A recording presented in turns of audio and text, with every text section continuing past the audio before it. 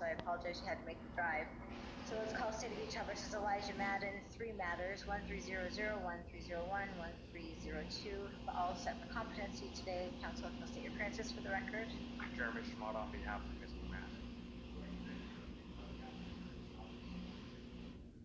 Sure. Mr. Madden's failure to participate in court hearings today. He also declined to participate in the competency review suggested by Mr. Shimada. And based on filings that he's entered, I think he still considers himself pro se.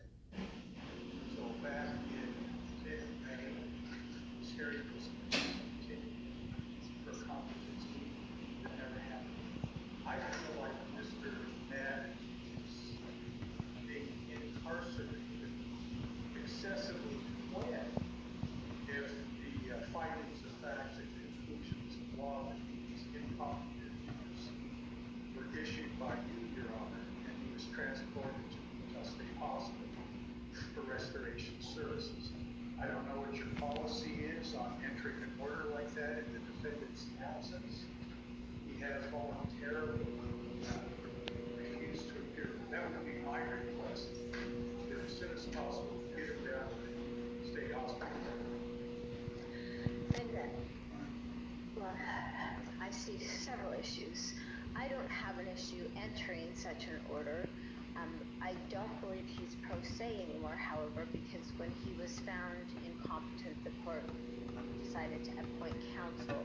I don't know if he's cooperating with counsel or not, but the only reason that I didn't enter the findings is because counsel objected to that.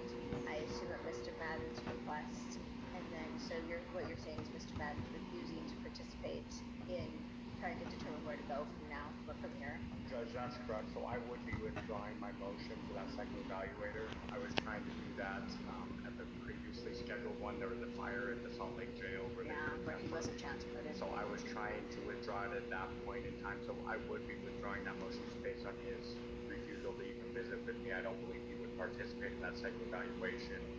At this point, Judge, I believe that there's nothing else that we can do but submit on the findings of not competent and ask that he be sent to the state hospital for the or he be turned over to DHHS for restoration services.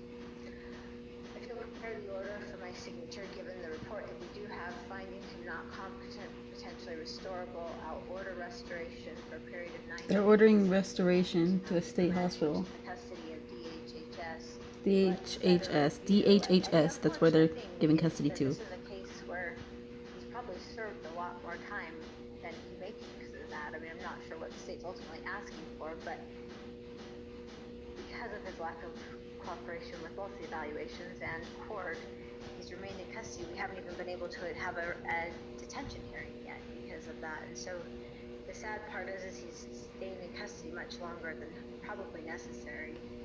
But I will sign. They're stating he stay longer in custody than necessary. The relationship with your client, if there is one, it might be best if you refile what you had already filed, and I will get that signed. 90 days from today puts us at. 90 days from today. Puts us at November, October. First edition October. So. October. It's October 7th or 9th. I have a 9 or a 2 o'clock calendar on either one of those days. Do the parties have a preference? Judge, I'm covering Veterans Court down in Pearl on the 7th, so the 9th would be my preference. October 9th. All right, let's do the 9th at 2 o'clock. I'm going to make the assumption that transportation.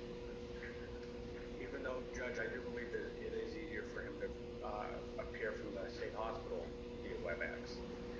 Usually for the reviews, the state hospital has them appear by WebEx, even if we do a transportation order.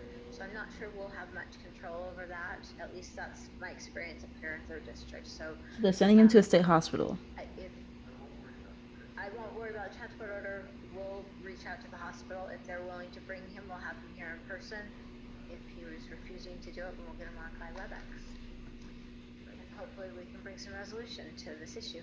All right, thank you.